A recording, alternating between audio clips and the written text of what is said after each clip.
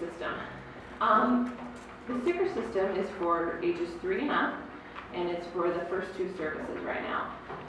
And the whole purpose behind the sticker system is to help kids and volunteers know who's with who, to match them up. Because, as Melinda said, you know, kids can have a lot of different teachers throughout a month if they go to different services. They could have up to 8 different teachers. So it'll help them identify that. So if you've noticed on your volunteer lanyards, they're each color-coded. Each room has its own color. So like the 3-year-old room, for example, has red lanyards. So what we're going to be doing, as soon as the kids come into the room, you're going to put a sticker on their name tag. It's actually a big space, just right there on their name tag, as soon as they walk in the room. And that way, when you go to kids worship, or like today when we have baptisms, you'll know, oh, that's my kid, they have a red sticker. Or that kid will know, oh, that's my teacher, she has the red lanyard. These will be located in the 3, 4, and 5K room. We're going to put little plastic brochure holders up that you're going to stick your walkie-talkies in on Sunday morning. They'll be in there. And in the older classrooms with carts, they'll just be in the top drawer with your lessons. So hopefully this will help. So kids, you know, go where they're supposed to and know where they're supposed to go. I'd also suggest that you take the roll of stickers to kids worship, because you know kids come in a little bit later sometimes. And that way you can put a sticker on them and then put them back. Please don't let the kids have the roll of stickers or be in charge of it. You might go through them really fast. Any questions on that? Okay, let me know if you do, or if there's a glitch. And we're going to roll it out next Sunday, so if you find that there's a glitch or something I need to know about, please let me know.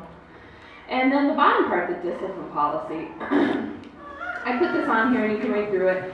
Basically involves 2 warnings, 2 redirections, and if the student is not following those redirections, you need to get the service leader so you can attend to the rest of the kids in the classroom.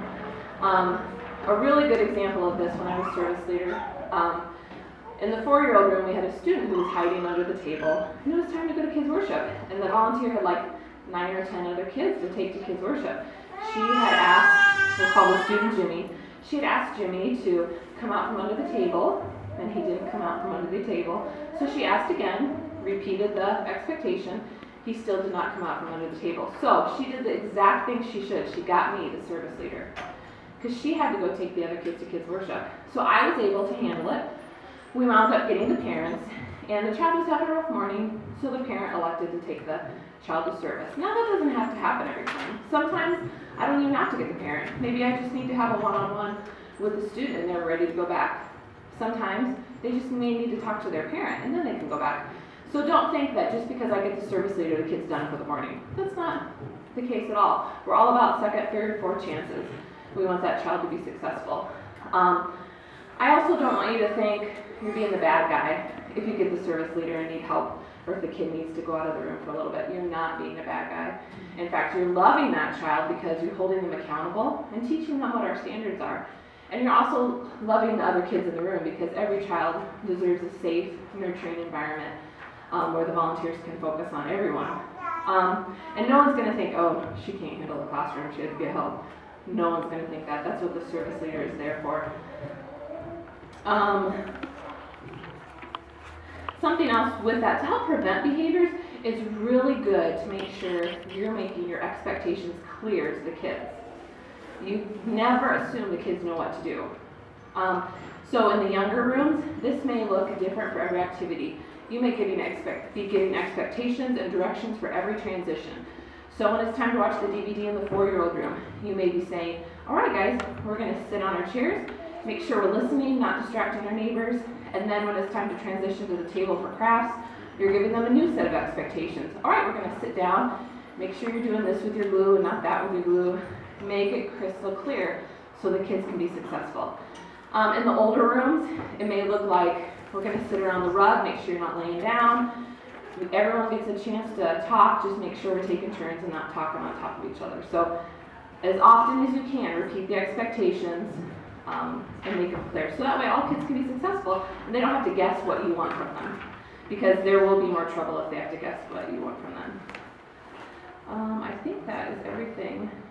And also, you know, the discipline policy and kids' behavior in the 2-year-old room is going to look different than the 5th, 6th grade room. So we're going to pass out a sheet when we break out in your groups about some developmental milestones, so you can, if you're not familiar with working with kids, you can know what to expect from these kids. But how you handle a 2-year-old is going to be different than how you handle a 6th grader. So keep that in mind, and if there's ever been a situation you're not sure, gosh, did I handle that right? Or what if this happens, please talk to your room leader, or I'd be happy to talk with you and help you work through a situation. So, any questions on the discipline policy? Okay, awesome. And I'm going to pass these around. These are sign-ups to volunteer for the harvest party next Sunday if you're interested. And also we have a paid childcare group, people who get paid to do childcare for different events like Kingdom Come, marriage seminars. So if you're interested in either, I'm going to pass these around, no pressure. And that's it, thank you. But if you are interested, it's $10 an hour. Yes, money. that's for fun. So, Yes, FYI. it's fun. Yeah. Yes, thank you. And Julie is coming up next. All right. Yeah, really good. Woo, woo. First, I'd like to introduce Allison Potras. She interns at Harvest Vineyard. She cleans homes. She sells Norwex cleaning products. She's married. She's a great mom to 1 son. She keeps the 2- and 3-year-old rooms stocked with toys and activities. She plans weekly lessons. She provides all supplies for those lessons, and she coordinates you, the volunteers in this room. Let's hear it for Allison Potras. All right, this one, she is on the worship team at Harvest. She's married. She's an awesome, busy mom of 3 kids, 3 and under, with 1 more on the way. She keeps the 4-year-old room stocked with toys and activities. She plans weekly lessons. She provides all supplies for those lessons. She coordinates you, the volunteers in that room. Let's hear it for Melissa Scarrow. She leads Mommy and Me music at Harvest. She is passionate about teaching. She is married and an amazing mom of 2.